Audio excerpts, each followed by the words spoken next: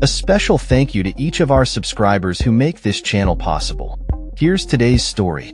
In a significant development, Iran's foreign ministry has announced that upcoming discussions with the International Atomic Energy Agency, IAEA, will be labeled as technical and complicated.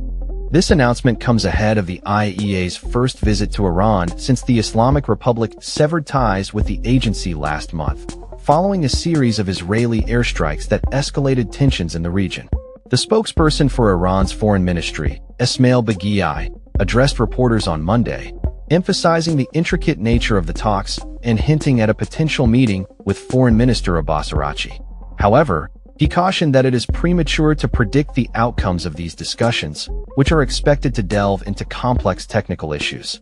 The IAEA's visit marks a pivotal moment for Iran, as it comes after President Masoud Pezeshkian's directive on July 3rd to suspend cooperation with the agency.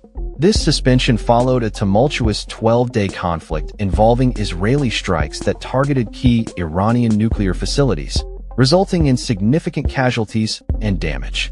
The situation deteriorated further when the IAEA board reported on June 12 that Iran had breached its non-proliferation obligations, coinciding with the onset of the airstrikes. The IAEA has not yet issued a statement regarding the recent visit by its Deputy Director General, Massimo Alparo, who left Iran after discussions with Iranian officials about the future of cooperation. Notably, the visit did not include any plans for access to Iranian nuclear sites, raising concerns about the transparency of Iran's nuclear program. Baghaei expressed frustration over the IAEA's perceived inaction during the Israeli strikes, stating that the agency failed to respond adequately to the attacks on peaceful facilities under its surveillance. He criticized the IAEA for not condemning the strikes, which he believes were aimed at destabilizing Iran's leadership and nuclear capabilities. As negotiations unfold, it has been indicated that any cooperation with the IAEA will now require approval from Iran's highest security body, the Supreme National Security Council.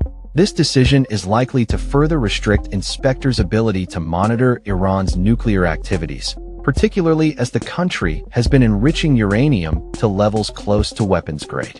Although Iran's enrichment efforts have not yet reached the 90% threshold associated with nuclear weapons, the situation remains precarious.